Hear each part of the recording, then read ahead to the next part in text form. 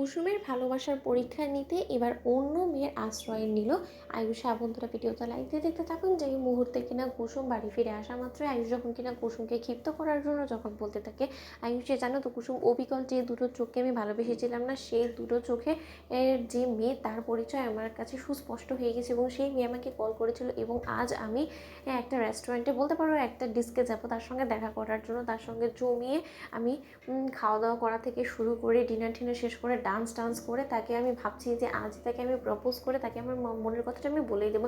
আমিও না জানো তো ভুল পথে এগোচ্ছিলাম, কারণ আর যাই হোক না কেন তোমার এবং সেই দুটো চোখ যাকে কিনা আমি ভালোবেসেছি সে দুটো এক হলেও তুমি যে সেই ব্যক্তি হবে সেটা কী করে হতে পারে বলো তো। আমি সেই দুটো ভালোবাসা সেই দুটো চোখকে ভালোবেসে আমি এমনভাবে ভুলে গিয়েছি যে আমি কার সঙ্গে গিয়ে মিলিয়ে ফেলছি। যাকে আমার দেরিতে হলো, চোখ যখন একবার খুলে গিয়েছে আমি আর কোনো মতেই আর অপেক্ষা করতে চাই না জানো তো।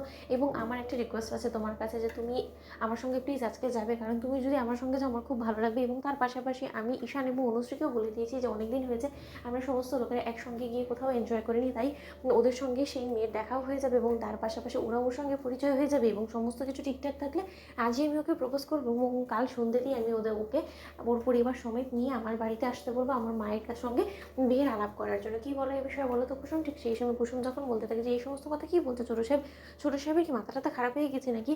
যে মানুষটাকে ছোটো সাহেব খুঁজে চলেছে সেই মানুষটা তো আমি, আমার দুটো চোখের সঙ্গে তো সেই ছোটো সাহেব যাকে যে দুটো চোখকে ভালোবাসে সেই দুটো চোখের সঙ্গে মিলেছে। তাহলে ছোটো সাহেব আবার নতুন করে কাকে নিজের জীবনে জায়গা দিতে চলেছে কিছুতে আমার মাথায় ঢুকছে না। তার কি মাথাটা তো পুরোই গেছে নাকি?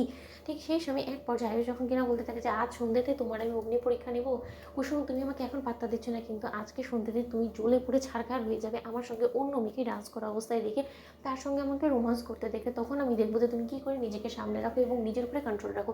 ঠিক সেই সময় সন্ধ্যেক্ষণি আসা মাত্র যখন কিনা কুসুমও তৈরি হয় না এবং কুসুম যখন বলতে থাকে যে এখন যদি আমি ছোটো সাহেবের সঙ্গে না যাই তাহলে ছোটো সাহেব হয়তো বা ভাববে যে আমি তার প্রতি দুর্বল এবং তাকে অন্য কোনো মেয়ের সঙ্গে দেখে আমি জ্বলে পড়ে ছাড়খাড় হয়ে যাচ্ছি। কিন্তু সেটা তো কোনো মতে তাকে বুঝতে দেওয়া যাবে না, তার কাছে তো আমি কোনো মতে ক্ষতি স্বীকার করবো না এত সহজে, তাই আমিও তার সঙ্গে যাচ্ছি। ঠিক সেই সময় ঈশান অনুশ্রী এবং আয়ুষ এবং কুসুম যখন কিনা সেই ক্লাবে গিয়ে পৌঁছে এবং সেখানে পৌঁছানো মাত্রই যখন কিনা আয়ুষ বলতে থাকে যে কুসুম মিট মাই নিউ ফ্রেন্ড, বলতে পারো যে তার সঙ্গে আমার খুব শীঘ্রই বিয়েও হতে চলেছে। কি সত্যি আমি যদি তোমার দুটো চোখের প্রেমে না পড়তাম তাহলে হয়তো তোমার মতন এরকম অমায়িক একজন মানুষের সঙ্গে আমার হয়তো আলাপই হতো না।